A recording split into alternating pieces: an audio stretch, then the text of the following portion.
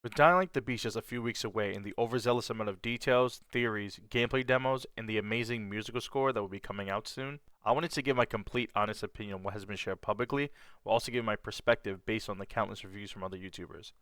The footage you are seeing now has been graciously shared with me by Backboardfilms, so all credit goes to him, and check out his content down below. To start things off with the C engine, Techland's proprietary in-house engine, which has since the start of Dying Light 2 has seen better days. The painful bugs, the soft locks, and even cases from others of their saves being deleted entirely, as well as, of course, a lot of the issues have been ironed out over time. For the most part, I am still hoping that the beast runs way better than Dying Light 2, as personally I don't understand how I can run Cyberpunk 2077 better to begin with. Some of you may think that is an unfair comparison, and just hear me out.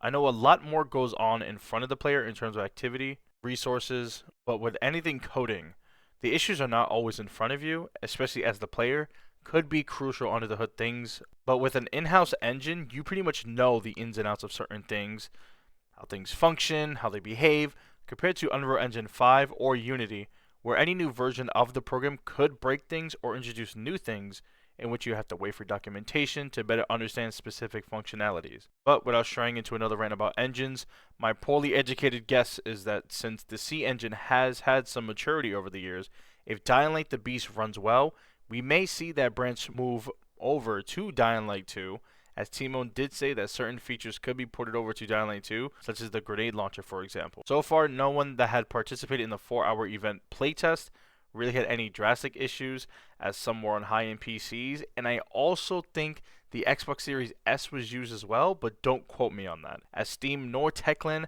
has shown any specification requirements for any platform. But if true, then my hopes will grow slowly as we move closer to release. As for the story, nothing was really said besides the franchise director Timos McTalla stating that the game took him nearly 40 hours, which was not in a 100% run. And especially with parkour games, I love to take my time. Shout out Mirror's Edge 3 for like, I don't know, the third time or something. Anyways, the overall tone and personality of Crane truly shows his age to me, and Roger Craig Smith did an amazing job showing how damaged Kyle Crane truly has been since Haran, and isn't really getting any better, showing clear trauma and hatred from his many losses and testing trials under the Baron, and the scientists trying to develop Lord knows, which is also why I'm happy that we still do not know the Baron that well, as it just makes him much more of a mystery that we will only understand over time. Whether the prologue is hard-hitting but slow-paced, or will spring right into action, could please the casual players and veterans alike. Next is the atmosphere.